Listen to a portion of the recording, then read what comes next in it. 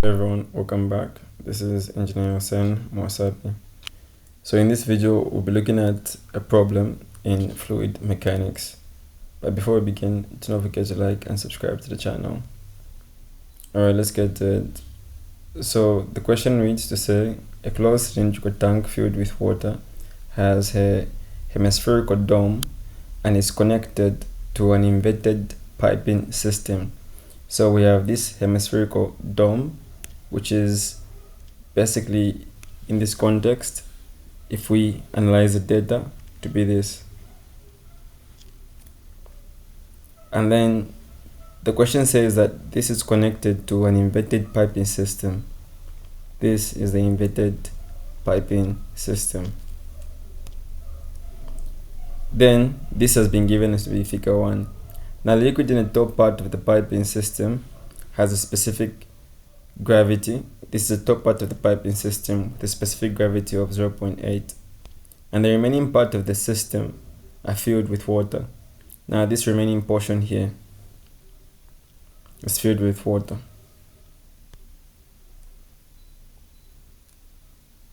So if the pressure gauge reading at A is 60 kilopascals, so the pressure reading gauge at A, this is point A is 60 kilopascals. Now in the first part of the question, we've been asked to determine the pressure in pipe B. This is pipe B from A. So not only that, we also have to determine the pressure head in millimeters of mercury at the top of the dome. This is the dome. The top portion of it is point C, which is this point here. So in order to solve this, let's determine what we know and what we don't know.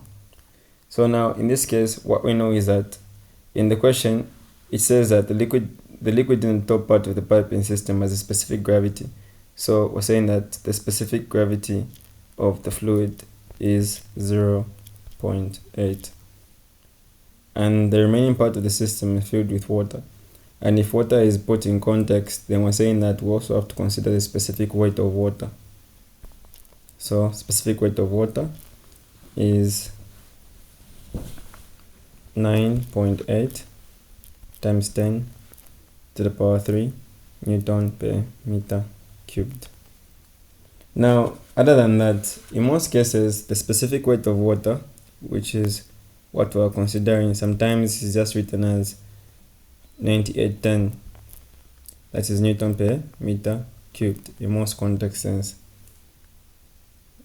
Other than that, we also have to consider the fact that the pressure gauge reading at A is 60 kilopascals. So pressure at A is 60 kilopascals, and this is just 60,000 pascals. Now given this, having the specific weight of water, let us put in consideration that this is not just having a system containing water, it also has this fluid here. And this fluid has its own specific weight. So now let us determine the specific weight of the fluid. And the specific weight of the fluid is equal to the specific weight of water times the specific gravity, that is, of the fluid in context. So this means that the specific weight of water, which is 9810, is multiplied by the specific gravity of the fluid, which is 0.8, which will give us the specific weight of the fluid being 78.48 newtons per meter cubed, which is basically 7,848 Newton per meter cubed, which is the specific weight of the fluid that we have in this question, as well as the specific weight of water. Now having this, we can now determine the pressure in pipe B. Now we need to move from the pressure that we have, which is from the gauge. So the gauge has a pressure which is 60 kilopascals here. So we want to move from point A to point B, and we know that the pressure in pipe B has to come from pressure A, then go to B. Now, in most common sense, people would say create an equation from the right, left and the right. But all you have to consider in this context is that you have the pressure at A. So pressure at A, what happens? Be mindful that as you go upwards, the sign conversion is negative. Then as you go downwards, the sign conversion is positive. So what are you supposed to do? Now that you have this center line here from the hemispherical dome, which is having a radius of 3 meters. Now this center here helps us to give us a guide, which means that at this point, let's call this point 1, let's call this point 2, and let's call this point 3. Now the position in pressure at A, which is 1 and 2 and 3, is the same. So even if I consider this top part of this piping system and this bottom part of this piping system, we know that this is a manometer type of problem and it's hydrostatic, which means there's no flow and there's no velocity, which means that we're just considering the pressure changes, which is based on the fluid in the column and the height, meaning that we're not considering any horizontal distance but only vertical distances. And we can put in question and say that the 4 meters here can be negligible. But now if we consider the aspect of this just being a fluid problem, we can say that pressure at 1, 2 and 3 is the same. Therefore, we will stand at 3. And if we stand at 3, it means that pressure at A times, remember, the pressure change due to fluid column and their height. So we can go upwards. And if we go upwards, that's minus 4 times the specific weight of the fluid. And then we don't consider this horizontal distance. So we can say going downwards at this point, which is plus the same distance 4 times specific weight of the fluid. Then when we reach this point, there is this distance from that distance, which is 3, which is downwards again. So we say plus 3 times, let me just say plus, open parenthesis, 3 times specific weight of the fluid. Then we can continue again, say plus 2 times the specific weight of water. Then this should give us pressure at B. Now this looks like too much because we know that this and this will cancel out. So what are we trying to say in simple terms? So if we consider the pressure head at A, same pressure head, we'll just say that since the one at 1 and 2 and 3 is the same, we'll start from 3 and then we neglect 4. Then we just start by going downwards at that distance. So it will be plus 3 times the specific weight of the fluid.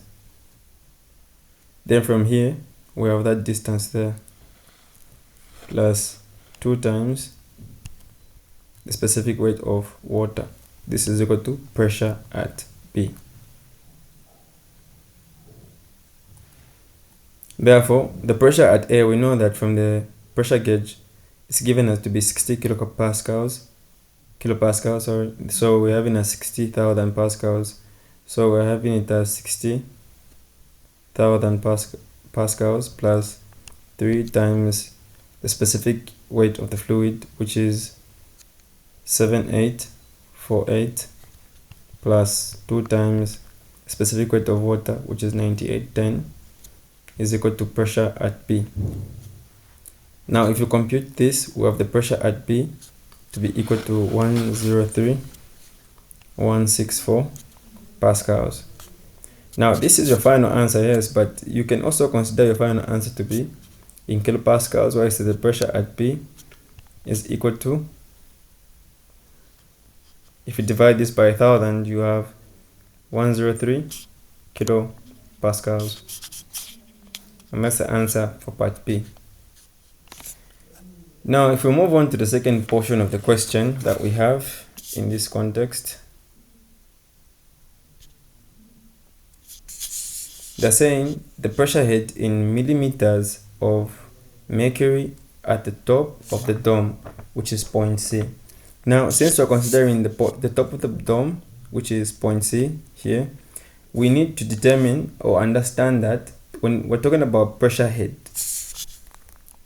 pressure head is basically the measure of distance in height, if we had to consider some basic knowledge of Bernoulli's equation. So we're saying that H is equal to, what do we say? Pressure over specific weight of the fluid. Now, since the only consideration we want is, let's give this, let's cut this, let's call this XX, and all we're interested in is portion A, which is this here. So if we consider portion A, we're saying that the pressure head in millimeters of mercury at the top of the dome, point C is here.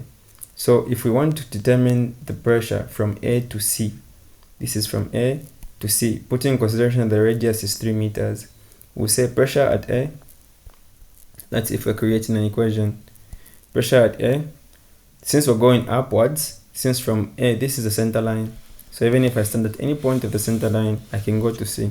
So if it's upwards, it will be minus 3 times the specific weight of, since this entire hemispherical dome here is surrounded by water, so we're going to say times the specific weight of water, and this is equal to the pressure at C, because we need the pressure at C to determine the pressure head.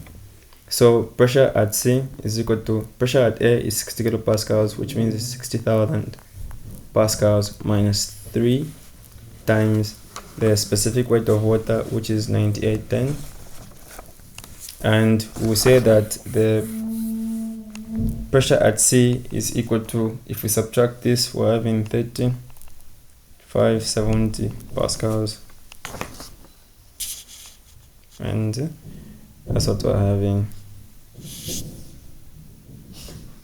And then all we need to do now is to plug in the value we found in the pressure head equation. We know that the pressure head equation is H being equal to pressure at C over specific weight of the fluid.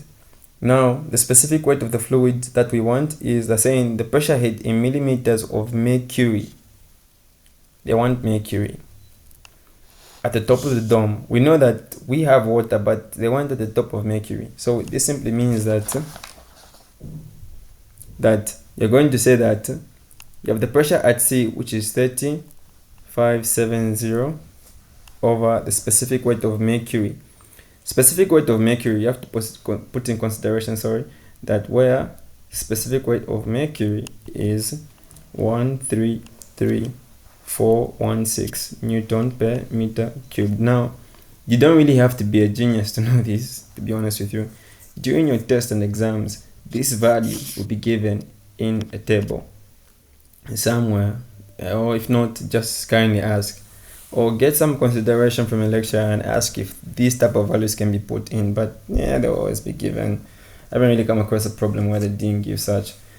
Anyway, so we're moving to say that the specific weight of mercury is 133,416. So this means that the pressure head is basically 0.23 meters. But now remember, instructions are part of the exam, so we can say that therefore the pressure head, that is, which we need at the top of the dome, is in millimeters of mercury. If that is, we multiply by the value of conversion, we'll have 230 millimeters, and this is your final answer. Alright, so thanks for watching. Remember, slow progress is better than no progress. Let's just become a statistic and try to push for that A+.